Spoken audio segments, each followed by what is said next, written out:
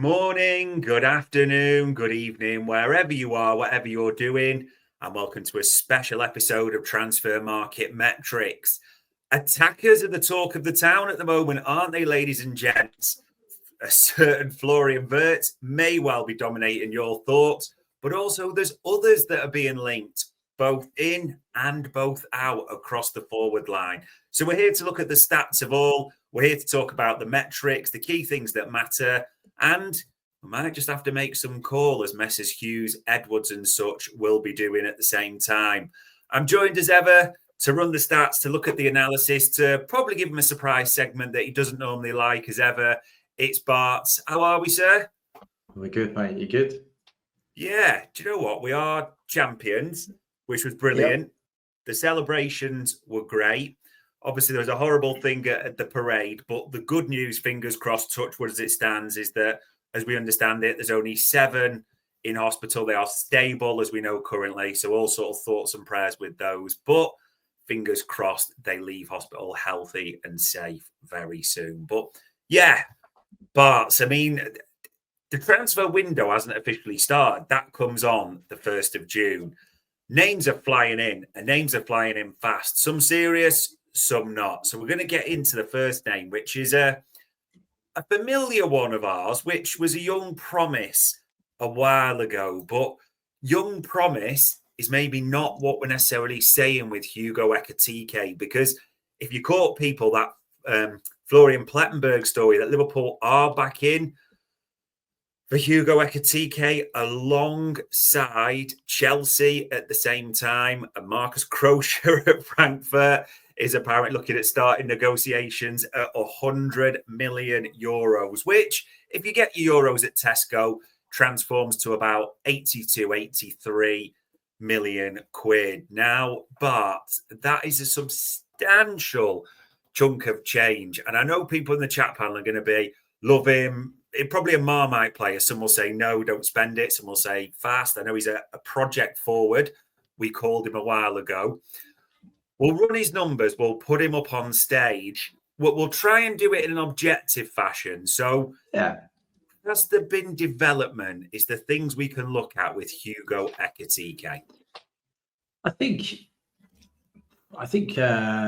as you know, his team, because there was I don't know whether you watched Buddy the last few weeks of the season. There was basically 3 teams all fighting out for the Champions League places, and 2 of them were playing each other on the last weekend. I think it was 2 of them. Anyway. And so Frankfurt, I think, missed out. I think I don't know. They got in. Sorry, it was one of the other ones missed out. But it was a lovely little thing going on. Goals this way, results affected. So, and I think he was important for his team to make sure they stayed in the race and the rest of it. So there's going to be an impact on the stats he had for that period of time. Just ranking it by percentiles to try something different. He's still generally, the defensive side of it isn't going to be what we would normally. If we change what our 9 wants to do, then fine, fair enough. But at the moment, our 9 very much operates next to the dom in a double 10 kind of way, and they press. So these are 56%. 50% of the tackles and clearances and blocks for 16th doesn't really fit that mold, should we say? No, it's a change. It's a change. Aerials 56 percentile, so that's low. But again, it's a change. It could be that he's not asked to come back and he does the rest of it. But then you look at the next sort of set. His passes, his non-penalty goals, his progressive passes are in the 60th and 70th. With progressive passes 67th, which, okay, not a problem, right? That's him receiving the ball rather than actually doing it. Passes attempted 76 and 77 for completion. It's not bad. I mean, we normally ask our forwards to be in and around the mid-70s, so that's absolutely fine. Decent. But then if you get into some of the nuts and bolts of it, so assist 90th percentile, non-pen XG 90th percentile, progressive passes received 91st. You start creeping up. Shot volume 93rd. That's a good thing, but also if you look at some other bits, might not be the greatest. Touches in the buddy box 94th. That's good. So he's playing the 9, right? He's not doing what our 9s do, which sometimes, and Diaz has been brilliant in that role, but he also spends a lot of time outside the box. Shot creating action is 94 percentile, which is 3.5 a game. So that's really good. Progressive carries, so he carries the ball. He's not putting XG and XA, expected XA is 96 percentile. So there's a lot there that is nice. Yeah, it's nice. If you compare him with Nunes, which is the outgoing 9, should we say?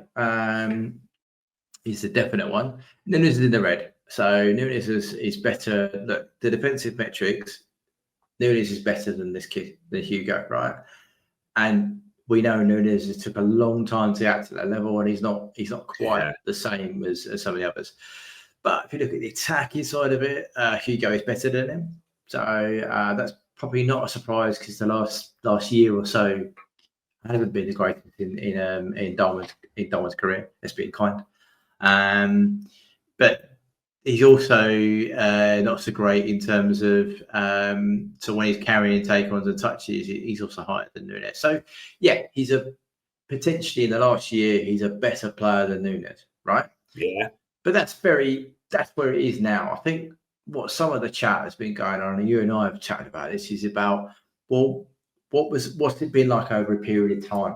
What is this a bad patch for Nunes? This is a good patch for Hugo. So if our old friend Understat will tell you how a player is doing in relation to the XG that they create. So this is Hugo, back from his Rems days all the way up. So obviously red is bad, right?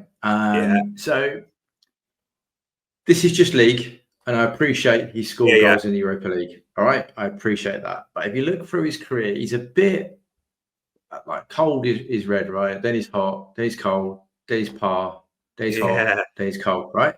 So the concerning thing for me is this season, when his team have been a successful side in the league, right? You can't get away from that. They've qualified for Champions League. They've done well in Europe, yada, yada, yada. He is 8 goals under the XG he had. Wow. Right? Which, there's no getting away from that. That's not a great thing you ought to be looking at for a forward, right? Shots per 94, that's a great thing, right? That's a good thing. Key passes, nearly 1.5 a game. Great, not a problem. XG per 90 is 0.79, sorry. So there are some good things in there, but fundamentally that one there is not so great. I mean, if we look at his season before last, so that's his shot map there, mainly right side dominant. Some of his bigger chances in a 6-yard box, not a lot outside the box, which is what we want to see. If we look at this season, though, he has got a lot of big chances in between the sticks, as we like to say. But they're not only the green are goals, by the way. So yellows are misses, reds are misses. So, and he's also shot a lot more from outside the area. So he's shot a lot more this season than last, right? He's also, it's less, whereas last season, which was a slightly up season, a hotter season, right side dominant, coming in centre. This season, he's all over the box, all over. So you could look at that as a positive or a negative, right? It depends on what the instructions are as a coach. We know Slot likes people to shoot in the box and between the 2 sticks generally. So, there are some things there. If you look at Nunes, though, so Nunes for the past 3 seasons has been under his XG, all right? And even some would say last season might have been his best season for the club, maybe. He was 8 goals under his XG, right? 8 goals under. But he only had 19 XG for a start, whereas Hugo had, off the top of my head, 23. So there's a little bit of difference. And this season, he's finished just under 2 goals under his XG. Shot maps, though, if we look at, again, just looking at this season, centrally, but Nunes is more left side dominant. He has also missed a lot of big chances in and around that left stick, right? Season before last, which you could say was a slightly better season for him, he had a larger shot map, a bit similar to Hugo's this season, with still this penchant for missing on the left-hand side of the goal. So there are some comparisons to be had. All right. Yeah. The worry for me is this non-conversion of XG, because that is fundamentally what people frustrated is a good word, right? They get frustrated with Nunes for missing a high XG chance. If you've got a shot chance in this area here, if you've got a shot, that's a 0.2, 0.3 XG chance, right? And if you miss them regularly, they are normally huge moments in a game. And fundamentally, Nunes wasn't scoring enough of them. And that's my worry with Hugo is he's got some green here, but he's also got a fair amount of yellow and reds around in those areas as well. So that'd just be a slight concern for me. We know his physical attributes, top speed, just sort of 36. We know he covers a lot of distance. We know he does a lot of intensive runs. We know he's sprint. We know he's tall. He's got the physical attributes to play for sure. If you want to look at his XT, it's 0.07, which is okay. It's not brilliant, but it's not bad. It's an upgrade on Nunes and Jota. So there are things definitely like about this kid. It's just that if you're buying him to replace a that's harsh.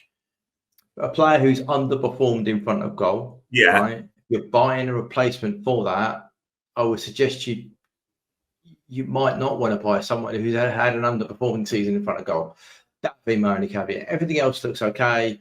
His build's okay. There's other elements we can build into it in terms of his build and the rest of it. His chain involvement. He is involved in the team's build up a little bit. 0.23 XG build, 0.01 XG chain. There is a lot of positives about some of his game, but fundamentally, if you're making that change to improve the output from your 9 in terms of goals, that's not a great stat to be looking at. All right. But everything else, as we said before, he's a kid. He's learning the game. He's got the physical attributes to play in the Premier League. It's just, let's hope he has a hot season with us next season if he signs, because that does seem to be a bit of a pattern with him. There you go. Because if he got par with that, if he'd actually got on par, that'd be a 24-goal season player, and he's got the Europa League goals, right? So that's a very, very different forward, but his price point will probably be a lot higher, right? So, yeah. It was what I was going to ask you, and it is right to use those phrases, hot and cold, because if we think back to when we bought Nunes from Benfica, he was running hot against his XG, like the way we bought Diaz from Porto, same country, wasn't it? Hot against their XG. Ekitike in Germany, and I've done my research, as you always tell me to do, so it's a 0.16 differential against the Premier League that we're looking at that way as well. But, as we'd say, whilst Nunes was running hot, Ekitike's running cold against his XG and what we're looking at. Is there a possibility, we talk about this a bit, that if both revert to the mean, and I know Nunes went below the mean, don't get me wrong, but we're talking about Ekitike here. If he reverts to the mean, to the average, will that come into their thinking as well, surely? Yeah. As I said, if he just was par, right, there's a lot to be said for a striker that just does the par, right? Yeah. There's nothing wrong with that. If you get 23 XG and your striker produces 23 goals, sign me up. That's fine. I have not got a problem with that. And to be fair to the lad, last season he was just over on 0.33, right? He has been in and around that mark, right? It's just this season has been a bad one for him. So maybe if you took that out, you looked at his trend, he's in and around being either +1 or -1 striker, which, given the amount of XG that we would create for him, wouldn't be a bad thing, right? I think there is something to be said for that. It's just how much faith they have in him returning to, getting back to par. I mean, you look at Mo. He's had some bad seasons, but he's also largely overperformed, under by 1, over by 1, under by 1. These two, last 2 seasons, not so great, maybe under by 4. This season, over by 1. So to be par would be a good thing for Hugo. And on his pattern, he is due to be par next season if you go by his pattern. So maybe. But the price for that's a bit of a gamble. Yeah. Because if he's not, and you get this guy, you've basically spent 90 million quid on a Nunes, on a guy who performing worse than Nunes. It is a tough one, and I want to throw another name in the mix because we've looked at a lot of strikers, and we're making no apologies for that, people, at all, because it's been quite clear all summer Liverpool have been looking at attackers and rejigging that forward line. Everyone, touch wood, is expecting Florian Wirtz to arrive, but the other big name that, obviously, with Isak being completely out the mix, is Julian Alvarez. And it just seems the way it's going, Bart's, at the market at the moment. You don't want to be disrespectful when we say this. There's very good strikers going through an absolute king's ransom, or the asking price seems to be super high. Now, Alvarez has been mentioned, and obviously we've talked about him before on the transfer show and on this one as well. And I know they're slightly different players, the way they play. Alvarez a bit deeper, Ekitike more on the line. But in terms of, you think, price points and everything that will be involved, are you just still that far ahead, sold on Alvarez, compared to you can't bring the notch down for Ekitike? I mean, this is his comparison here, right? I put Alvarez in red. Alvarez is better in terms of passing, progressive passes. Hugo is actually better than him in terms of non-putting XG, assists, and those attacking elements. Non-putting goals, Alvarez is a better performer than Hugo. Off the ball, Alvarez is performing better in terms of tackles and interceptions. Touch is higher. So, but quite similar in a profile, to be fair. There is a conversion. So La Liga would convert, would be higher, would be a lower conversion point for the Premier League than the Bully. Yeah. Okay. If you look at Alvarez's output in terms of, just trying to find his XT is 0.11. So that's like another 4 or 5 on a good day above Hugo. And if you're trying to solve that conundrum of losing 0.3, that's not a bad play. If you bring in Wirtz, who's 0.2, and you bring a guy and he's producing another 0.1, well, that pretty much solves your Trent problem, doesn't it? Could do, right? I mean, you still have to get the ball to them, but, it's a fairly good answer to that. If you look at Alvarez, though, in terms of what's he doing in terms of XG, now he's he's only got 3 seasons because, in a way, Understat does his data, and I don't control that, guys. It's just saying to where he is. Overperformed at City, had an underperformance at City, and this season he's overperformed, right? By about 2 points, just under 3. City, he was in that 1 mark, the 1 mark over. His poor season, he was in a 3. So, but that was also the year he decided to leave, wasn't it? So, So, again, a bit of a streaky, bit less. Like his dip there is only a 3.3. So, there's some. He's also XA's. He's contributed to when he's not doing the goal scoring. He's up on the assists, right, and vice versa when he's scoring. So that kind of makes sense. I think Alvarez is a different level of player. He's only got 2 more goals, but it's in the Liga. Correct me if we're wrong, they played Champions League this year, didn't they, as well? Yeah, they did. 7 goals he got in 10 appearances as well. Right, so that's backing up to being 24 goals in a better league and in a better European competition, right? Yeah. And he's got 4 assists, and he's overperformed his XG. That package is there. There will be question marks about whether or not we've discussed this, whether Alvarez could play with Wirtz, because that's a realistic question now. Because if Wirtz is coming in, he's going to occupy some of that space. You don't want him to occupy the same space, but equally, I think I've seen Alvarez play as a more of a 9 anyway, more in a box. He can drop off. I think it gives you flexibility. And there's a couple of famous managers used to say you buy the quality and you work out how to play them later on. If you get an opportunity to have Alvarez and Wirtz on the side, I would suggest you probably take it. Yeah. By the way, and I know the chat panel will be going crazy for this. There'll be Hugo Ekitike fans or people saying, I get it, that we can't get Alvarez and the price point. This is more people, as we do on TMM, just for illustration and comparison, because you've got to look. That's what Moneyball's about, isn't it? It's not about just signing cheap players. It's the value that you get for the price. That's what it comes down to in that regard. And I mean, I'm just looking at Alvarez, and you've got him on the screen there as well, Bart. And the big thing that stands out, I mean, shot creating actions, he makes things happen. Yeah. And also, to be fair to him, yes, TK did have a lot more 90s, right? But there is a legitimate thing about the quality of league here. The league is ranked higher than Bully, right? And playing in the Champions League is better than playing in Europa League, right? Yeah. Spurs would not have got to the final of the Champions League, right? Spurs United, 17th and 18th in the Premier League, whatever it is, 16th, 17th, played out the Europa League final.